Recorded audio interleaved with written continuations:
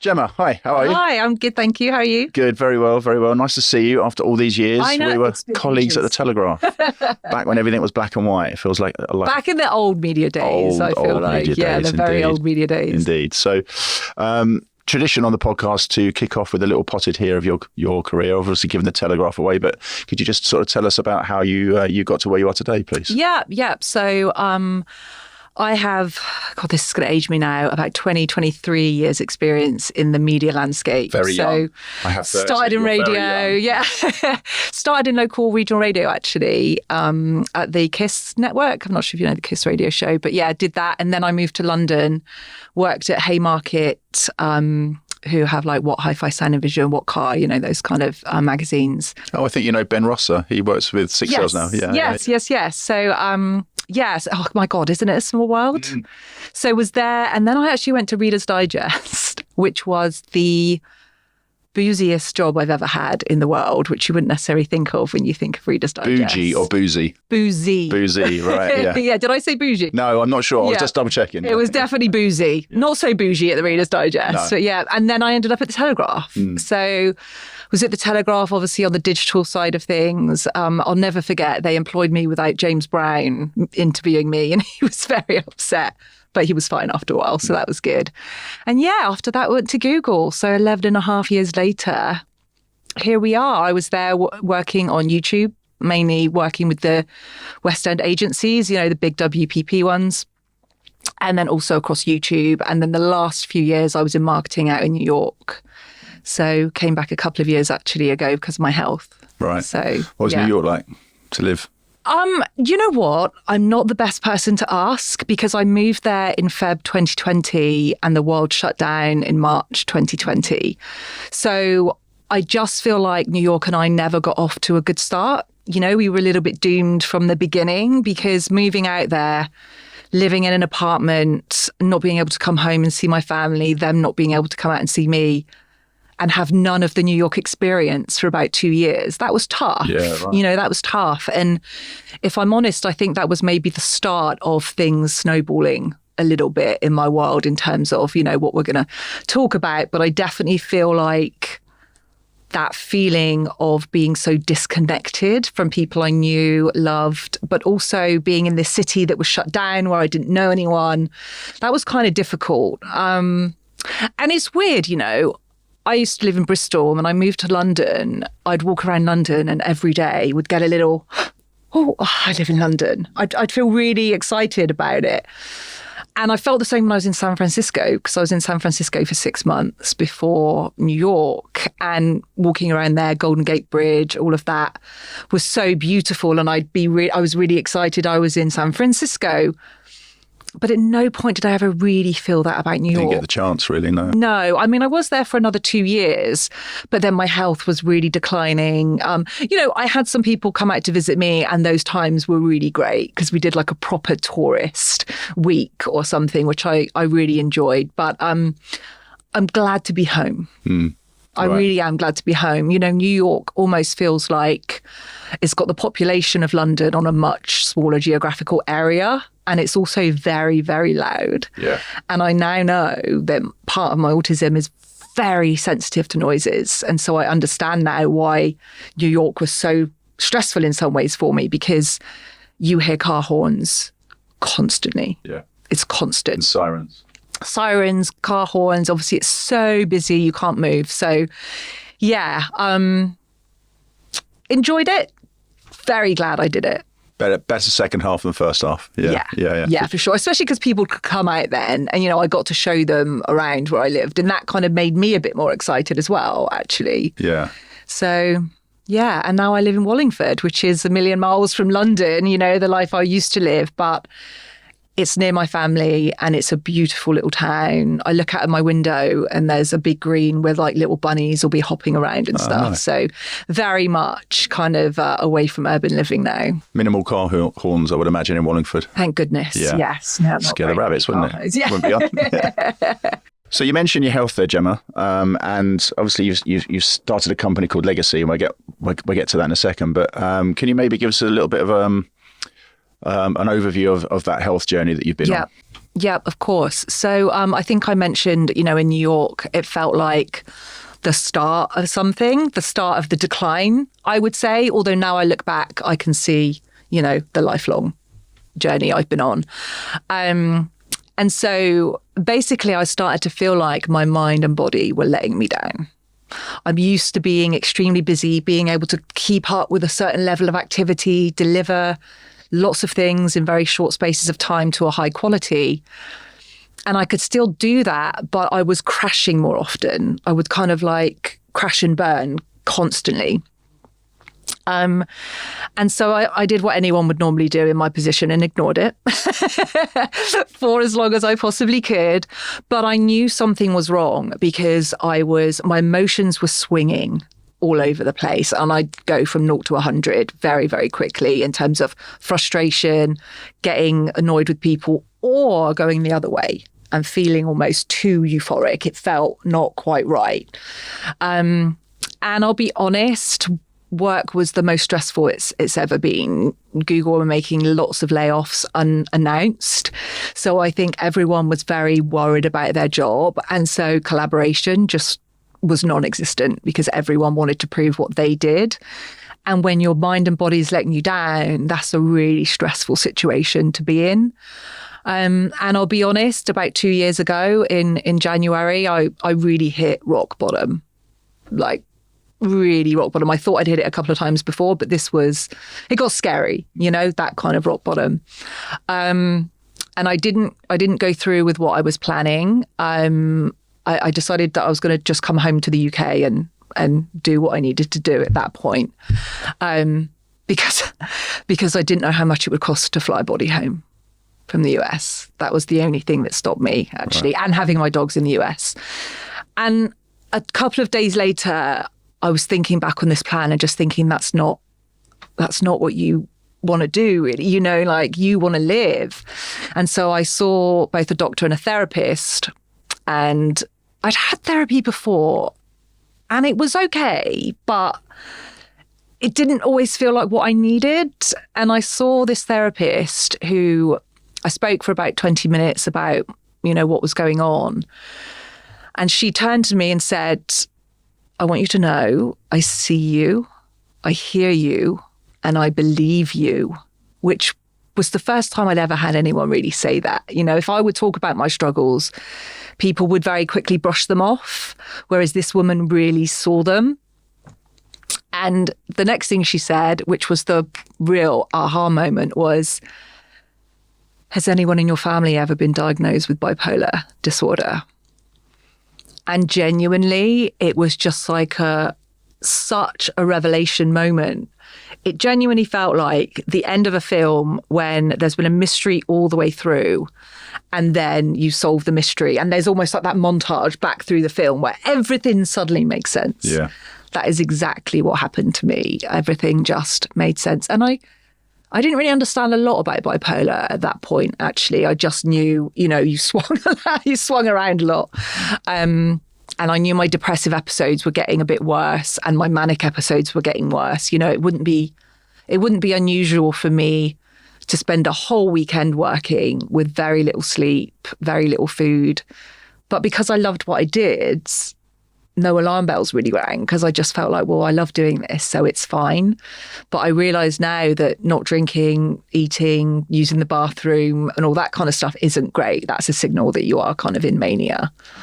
So yeah, that was that diagnosis. And then I went back to the same therapist, said, I'm so glad I now understand that because of this, and this, mentioned these symptoms. And she said, yeah. Have you ever considered you might also be autistic? Because all of the things I'd mentioned that I thought then made sense were actually autism, not bipolar. I'll be honest with you, that was a bit of a tough one to take. On top of the bipolar, I was like, oh my goodness. And what's really interesting is that my niece had been diagnosed with autism a couple of years before. And I did see traits of myself in her, but I really never made the connection. Or I thought what a lot of people think, which is, well, everyone's on the spectrum. I now understand that's not the case. A spectrum isn't one end to the other. It's a spectrum of effects and causes and how you live and how you're affected by different things. So everybody has their own kind of, spectrum. I didn't know that, to be honest with you. I thought at that point everyone was on the spectrum and I was a little bit on the spectrum, whereas it turns out I'm actually significantly autistic. I'm just very good at masking and ignoring my own warning bells. Fast forward, I came home then because I was really, really quite ill. My sister had to fly out twice to New York to look after me because my physical health was still so bad. My fatigue was terrible. I was nauseous and being sick. I was aching all over. And I'll be honest, I thought I had early onset of dementia because I kept just completely forgetting things. I'd walk into a room and not know why I was there. I'd pick up my phone and forget why I'd picked it up and what I was planning to do. I now understand that was all because of perimenopause and fibromyalgia, two things I hadn't been diagnosed with in the US. I came back and again, I was just in such a bad way, but more from a physical perspective at that point. So I saw a doctor who, even though I was what I feel was still relatively young, she mentioned perimenopause. So then I went through that process. And HRT really kind of helped, actually. Not straight away. We had to get everything right because all of these conditions mean medication is really hard to get right. But now we've got that right. That's been a real, real help because people often don't understand the significant impact hormones have on all of us, actually. But when you're neurodiverse or have any mental health issues, that increases significantly. So that's probably why I got diagnosed, actually, because it had got to that point. And then a few months later was when I got diagnosed with fibromyalgia because I was still in pain a lot, being sick, and had a lot of those other symptoms. So yeah, that was kind of year one after coming home. And all of that happened within about 8 months. It's quite a lot to deal with. It was. Yeah. It was. Especially... You say was, does that mean that you feel like you've come through the other side now? I feel like I'm coming through the other side. That first year was just a blur, if I'm honest. It was a year of feeling terrible, having manic episodes, having depressive episodes. I was all over the place. Last year was more about trying to be kind to myself, which I do struggle with sometimes, and work out maybe what I could do, because I knew by that point I'd probably never be able to really have a full-time role anymore, because even with treatment, my mind and body are still quite unpredictable. So, for example, I could have woken up this morning and not been able to get out of bed. So, and it's very unpredictable. This would have been a rubbish podcast if that was the case. Yeah. I'd have dialed in and been on a screen or something. Yeah. So, but luckily I got here. So last year was about that. And then, do you know what's interesting, Mike, is no one talks about the grief when you have a big diagnosis like that. And you're looking back at your old life, realizing it's never going to be the same again. And that's hard. And it's also hard for the people around you to accept. You know, my parents really didn't understand what autism was or bipolar. You know, it just wasn't a thing when they were younger. And so they really struggled to understand my diagnosis. I lost a lot of friends as well, actually, which was an interesting situation. I think when you can't show up how you used to. Being in New York for 4 years didn't help, obviously, as well with the pandemic. But that second year, which was last year, was really a case of working out my own boundaries, how I be kind to myself, and also who should be in my circle. Because I had to start being really careful about who that is and whether they're people who give me energy or drain my energy. And so the people I have around me now, it's a much smaller group, but I trust every one of those people implicitly. Yeah. So, and then this year is really about trying to build myself back up again. And if I'm honest, feel useful. Because for someone who's had 22 years working really, really hard in the corporate space, to go from that to being able to do nothing that was very hard as well. You know, that really affected my mental health, feeling really useless. And so this year is really all about trying to get back out there and do things that really are worthwhile and make a difference to people. Although there are other things I'm doing which necessarily you wouldn't think of that. Like I've got a vending machine business. So that's not necessarily about helping people, but if they're hungry, then it does help. Yeah. Food helps. You're not you when you're hungry. Exactly. Yeah, exactly. So you mentioned when you got the diagnosis that it was like the end of a film where there'd been this big reveal, and then you kind of like you saw all the sort of moments through your life that kind of made sense. Obviously, I knew you. We worked together in the Telegraph's pretty full on. I'd imagine Google was probably pretty full on afterwards. With that kind of flicking back through the film, if you like, and figuring out, okay, that makes more sense. Were there times then when you and I worked together, or before your diagnosis, but where you were struggling with some of this stuff, but you didn't know that you were struggling with some of this stuff because it hadn't been diagnosed? Definitely. I think one of the key things is that I think I mentioned I'm a very good masker. And so I'm a chameleon, and I end up being like the people that are around me. So being in media and media sales at the Telegraph, Google, there are very strong characters in those areas. And so I was trying to emulate that, where I'm actually usually quite reserved. People don't believe me at all when I say that. No, that's not how you come across. No, I know. But this is almost, I had to find the energy to come and do this, if that makes sense. Yeah. And masking is very unconscious. You don't realize you're doing it at all.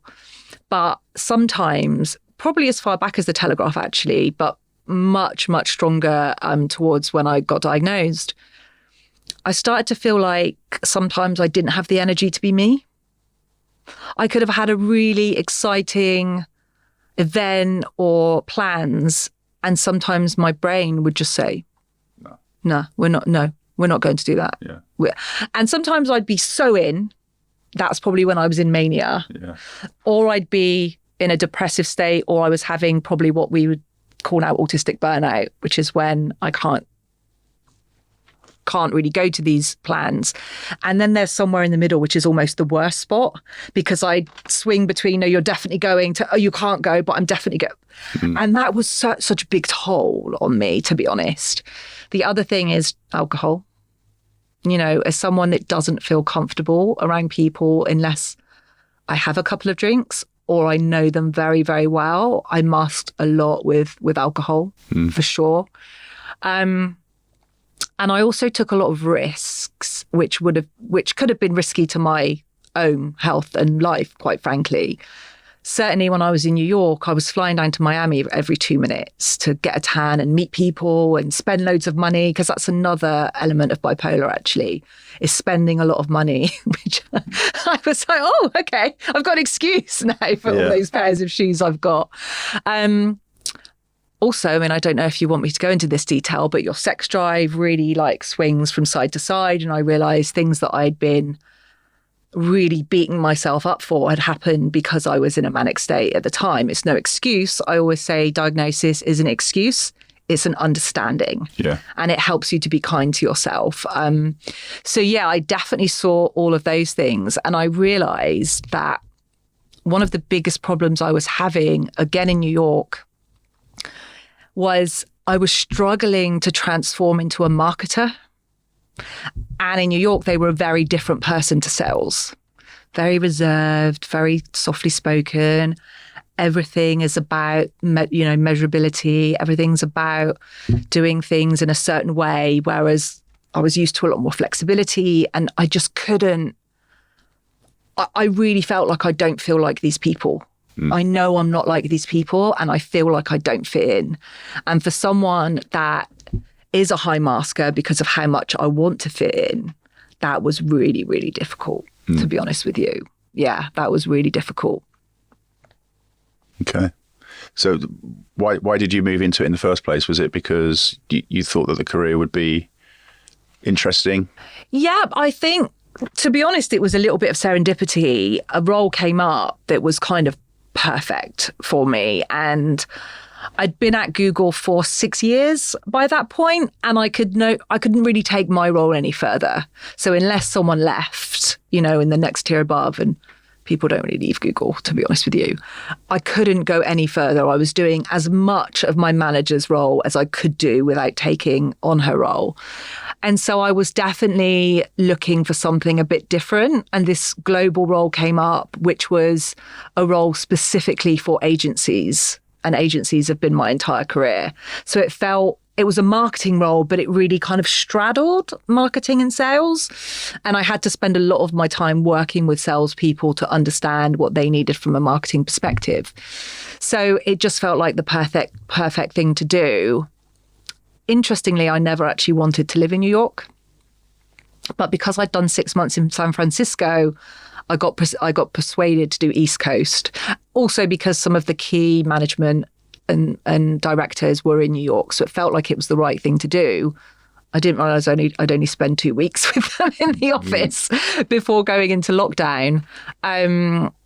But sorry, I've just completely lost my train of thought there because so I was persuaded to go to the East Coast, which was fine. But what changed quite quickly was my role changed.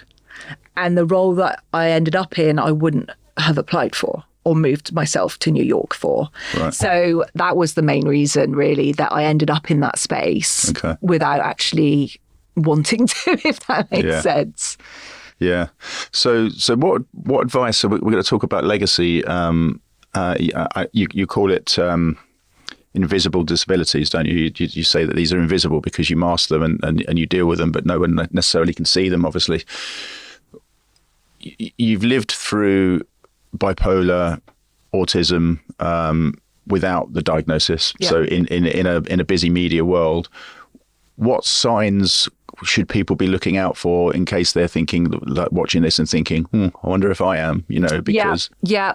I think the main thing, if you think you might be, is read up on it.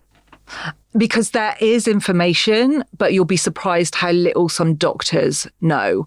And I was let down by a lot of people throughout my life, and I probably should have been diagnosed earlier. So I think the main thing is, I don't like to say go on the internet and look up your symptoms, because we all know that Google Doctor isn't what we should be doing. But if you're a woman and you look at autism in women, for me, I was like, that's me. That's absolutely me. Same with bipolar, actually. Again, I realised, oh my gosh, I have this where I go like a whole day without eating because I'm just working and I'm so engrossed in it. With the bipolar, obviously, the swinging of emotions, spending too much money. And so that would be the thing I would say first and foremost, even before going to a doctor, to be honest with you. And what does frustrate me a little bit at the moment is there's this thinking that everybody's got ADHD at the moment.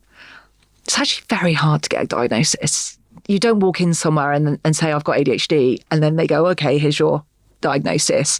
Similar with autism, to be honest with you. I was actually very lucky I was in New York when I got those 2 diagnoses, because I had private healthcare from Google at that point. So that was really helpful. But yeah, getting a diagnosis is a long road. But like I say, it's not an excuse, it's an understanding. And there is enough out there for you to get an understanding of yourself without getting that diagnosis. I do think a diagnosis is important, because for someone who I question myself a lot, I have celiac disease as well, and polycystic ovaries and all this other stuff, which actually is all quite connected to autism, mental health, bipolar. And once you pull that tapestry thread of one diagnosis, you kind of unlock this whole area that, autoimmune diseases, chronic illness, mental health, anxiety, all of that stuff is very, very linked to each other. And over the last couple of years, I would say what I've started to do is build a puzzle. Because of all the diagnoses I have, I'm building a puzzle, and every specialist I see has part of that puzzle.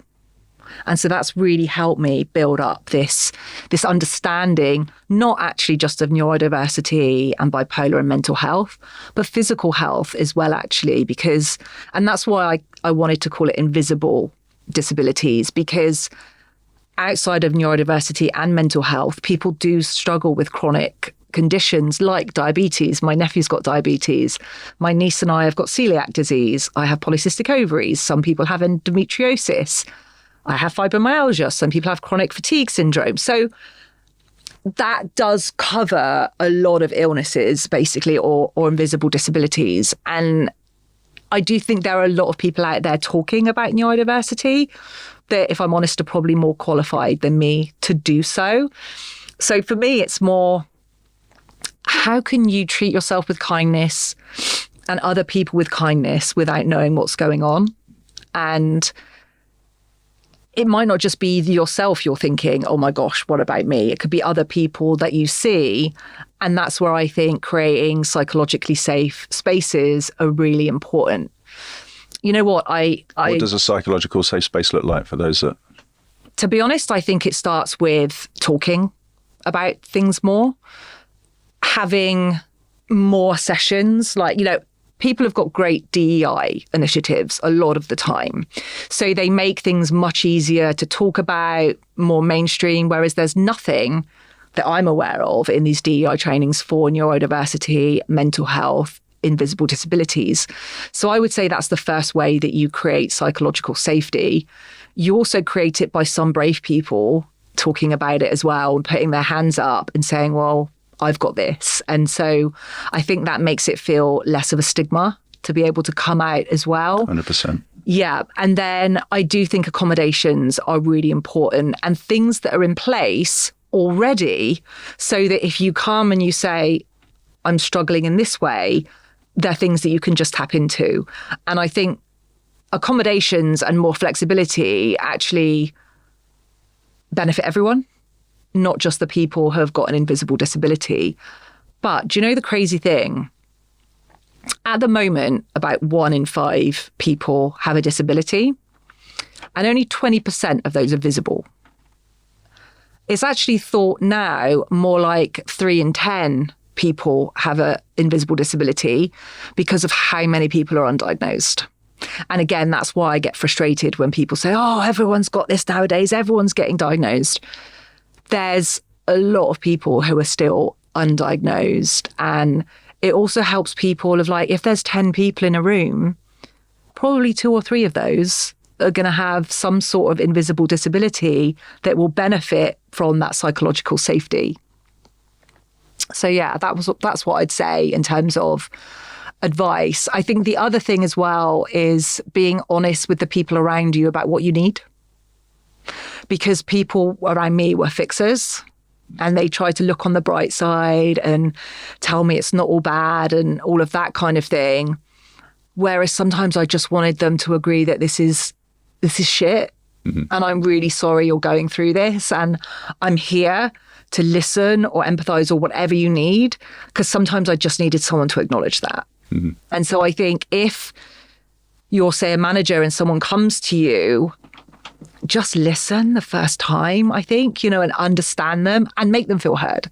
Because I do think a lot of people in these areas, even though they might not think they have an invisible disability, like neurodiversity or mental health, probably don't know it themselves. And so coming to you and them opening up about that when they have realised is a really important way, I think, to make people feel safe. Right. So legacy, you mentioned earlier when you were talking that you're coming out the other side and you're rebuilding yourself and you want to be useful again, and we have legacy. So tell me about legacy. Yeah. So Leggacy-Inc. came about because I just didn't know what to do, to be honest with you. And I loved running events. I've loved running events my whole career. And so that was where it started, really, was how can I start doing probably quite small scale events for people. And then I kind of made it a full service concierge, which is basically we do events, but we can also do your travel, everyone's travel around the event. We can help you with your style, like your outfit for the event, your beauty regime before it, etc. It goes in lots of different ways, but that gives you a brief overview. But that didn't really feel like I was doing anything to help people. It was, if you run an event for someone, they're very grateful that it all went well and everything, but I wasn't changing the world. Mm. And so that's where the B2B side came in, really, of starting to talk to people about my experience and how they can be more compassionate with themselves, how they can find out more if they think themselves, oh, this is interesting, or if they're managing other people. And actually, a friend just came to me around World Disability Awareness Day or week, I think it was a day, and actually said to me, we'd love you to come and talk about your experience. And that got such a strongly positive response. That was when I was like, do you know what? That's what I want to do, because that does help people. Because even the people that aren't directly affected in that room might be indirectly affected by people in their family, their friendship group, their wider peer community. It's very unlikely that anyone is not touched in some way by someone that has an invisible disability. And that's where Leggacy-Inc. on the consult side really came into play. So you give talks to teams? Is it teams of people? So it could be that there's a lot of flexibility, to be honest with you, in the format. At the last couple I've done have been more of a lightning talk, me talking and then Q&A. And another one we've done a fireside chat, so much like this. It could also be a masterclass. I've created a masterclass for managers. But at the moment, it's been in, kind of DEI trainings or learning and development trainings. So it's quite big teams and stuff. The biggest I've done at the moment was 150 people, about 150 people. So, you reach a lot of people doing that. I hope you don't mind me asking, but you said that there was a chance that you could wake up this morning and not have the energy for this. What happens? Does that happen less now? And what happens if you've got 150 people waiting to hear you and you think, no, it's not happening today? Yeah. That just goes with the territory? Better. It is a bit better now, actually, touch wood, although the winter is always much worse than summer. What I do now is I keep the days before and the days after completely free. My energy means I can only do so many things in a week, and I have to be very, very careful about what they are. This week is one of the only things that I'll do other than therapy, and I had physiotherapy on Tuesday. And that for me is more than what I can do in a week. And so that's what I do. I make sure that when you have autism or a chronic illness, I don't know why, but they call it, you have 10 spoons. And so you only have 10 spoons of energy a day. Right. And you can't burn through that, because otherwise you'll have to take it from the next day. So if you use 14, you've only got 6 the next day. And so I almost save my spoons as much as I can for the days before. But with some of those arrangements, we have also agreed that if I couldn't get there, I'd do it over VC. Right. So, yeah. And so what's the goal? Where do you want to take it? What's the future look like? I really would love to make the Leggacy-Inc. consulting part my main business, what I'm doing, and doing that on a regular basis. But I'd love to turn that into consulting more as well. So helping workplaces to create that psychological safety, have accommodations for people, understand what it looks like. Because again, lots of employers don't know what to look out for. So helping them with how they can look out for that. And just speaking to more and more people, getting bigger audiences and getting the word out more. And I'm not going to be someone that's going to be talking from an expert perspective, like I say, on your university. There are experts and doctors that can do that. But I really want to just bring this experience that I've had to as many people as possible that are able to go, well, if she got to where she got without those diagnoses, then maybe I have, if you have that inkling. It's breaking down some of the stigma, because I think sometimes there's such an old, antiquated view of bipolar or autism, ADHD. People really don't realise what it genuinely means. Like, my nephew has ADHD, and I really try to celebrate his power with him. I don't like the word it's a superpower, because it's not, because life is difficult when you have ADHD or autism or something like that. But I do also think we should celebrate the differences more. And that's, again, something I want people to understand. It's not all bad. It's not all bad news. I can look at things from a very, very high strategic level, or come down and look at, the real tactical bits that matter to me, because I know they will make a difference to the end goal. I'm very, very empathetic. That's something I really, really like about myself. I am detail orientated. My bipolar does mean I can get a lot done, even though I have to watch myself. So Only 10 spoons at a time. Only 10 spoons at a time. But my nephew, for example, he has audio and sensory issues. So suddenly he'll just make lots of noises, or it's literally my idea of hell. They'll have the TV on, one person's on one phone, he's on his iPad. I'm just like, oh my God, too many noises. But you put a problem in front of him. That's something I struggle with, like, really? As I've got older, I can be in a noisy place, as long as it's not like, I go to a gig, for example, that's fine. Yeah. But if I'm in a place where somebody's trying to talk to me, but there's somebody trying to talk to somebody else there, and there's noise over there, you're like, oh, it's too much. Like, if I have 10 spoons, I feel the spoons going very, very quickly. Like, it really drains me. Like, yeah. And so it's interesting how he thrives on that, almost that chaos a little bit. But you put him in front of a huge Lego set and he will just get that done. Now, I don't have the patience for that necessarily, but he's fantastic at that. And so there's understanding what the strengths of these conditions are. Autoimmune diseases, chronic fatigue syndromes, things like that. There's not a huge upside to those things, if I'm honest. They are just very difficult to deal with. But I do think there's something to celebrate some of the differences that neurodiversity can bring. We talk about the importance of diversity when it comes to societal background, race, those kinds of things. We don't talk about diversity in terms of way of thinking. Mm-hmm. And I think that's where it can be really, really helpful to have a couple of neurodiverse people on your team that do look at things differently. People used to say to me, the way you look at things is so different. It's so enlightening. And I just thought, well, everyone, I don't do anything like that. You think that everyone thinks like you, really, don't you? Like, you think, well, isn't it obvious? Yeah. It's obvious to me. Yeah. So that's one of the things I'm really passionate about, not just raising awareness, but also celebrating the differences that people have. Yeah.